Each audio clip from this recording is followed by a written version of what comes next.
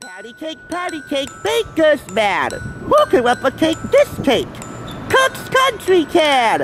And that's not all they can do in their roadshow debut on this rather windy day. From B&W Bakery here in Hackensack, New Jersey, it's time once again to open mouth and insert nostalgia.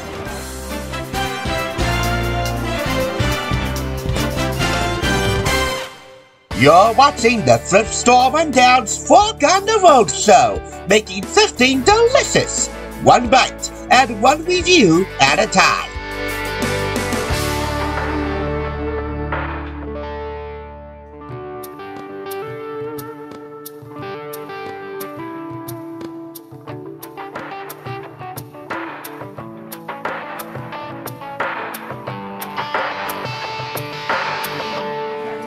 That's okay. Bill, my family, and then a friend who recommended here. Happy she recommended it. Yeah, right? You just saw this bakery's claim to fame in the New York Times and in Cook's Country from America's Test Kitchen. So, how does this version compare to Katie Leon's version here in Cook's Country? She wanted to do her best to turn what she thought was a measly sprinkling of streusel over a thick layer of coffee cake into a tender, sweet, mostly crumb bun. And in this recipe, you get 4 step-by-step photographic instructions to make the process of replicating this at home easier.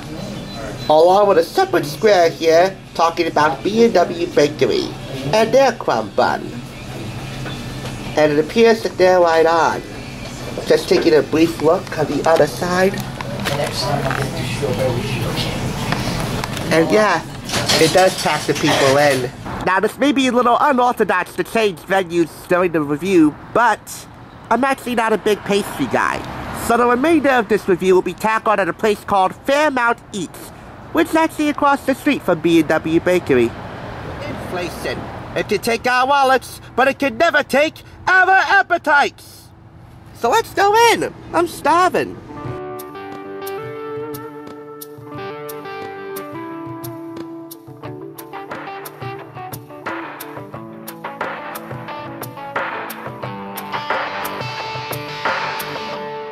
Got something a little more around my appetite to work with as we continue our review of the February/March 2017 issue of Cook's Country magazine from, of course, America's Test Kitchen. And just take a look at the menu, from New Jersey crumb buns, which you just saw back in B&W Bakery, all the way to a one-pan breakfast where you can't have it all. This retails for $5.95 here in the States and $1 more in Canada, and is one of 18 issues I got back at the Thrift Store in Patterson as part of a massive pre-birthday haul, all for 25% off $1.99. The first recipe I'm highlighting here is actually what I'm getting today here at Fairmount Eats.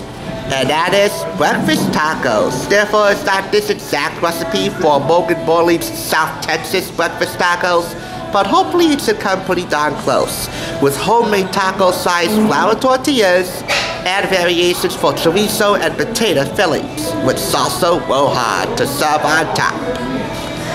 And in this on-the-road sidebar with Cook's Country's resident traveler, Brian Roof, it's early morning in San Antonio as El Milagrino Mexican restaurant prepares breakfast tacos by the boatful.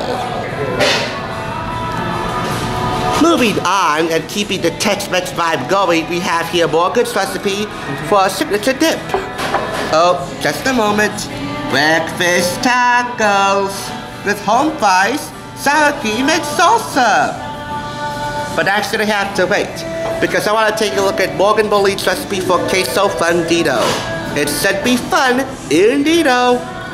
And in this sidebar here, they give you recommendations for the best dip warmers, from a mini slow cooker to a cast iron skillet.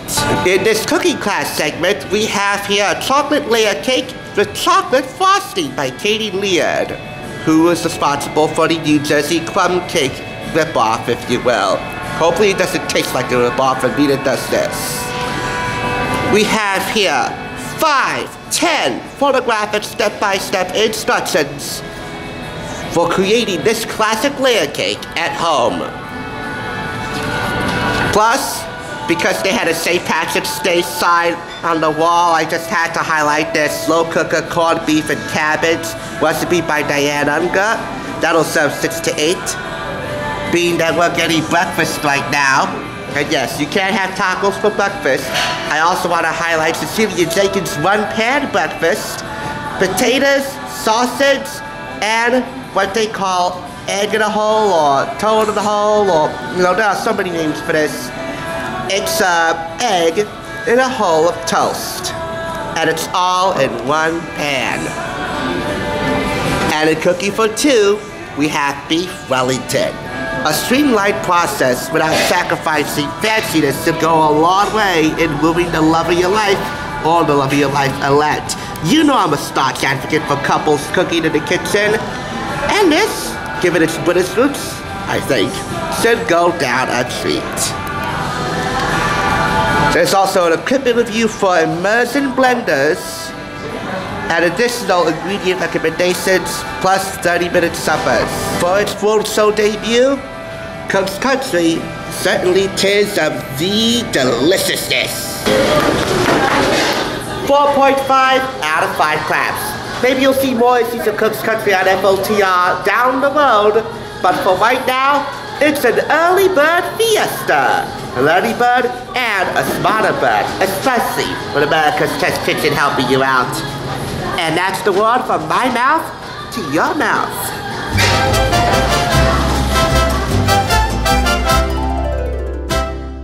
Next time, TSR turns back the clock to revisit the All-American Diner with Food and Wine magazine. However, this American dream might be incomplete. Stay tuned and stay hungry.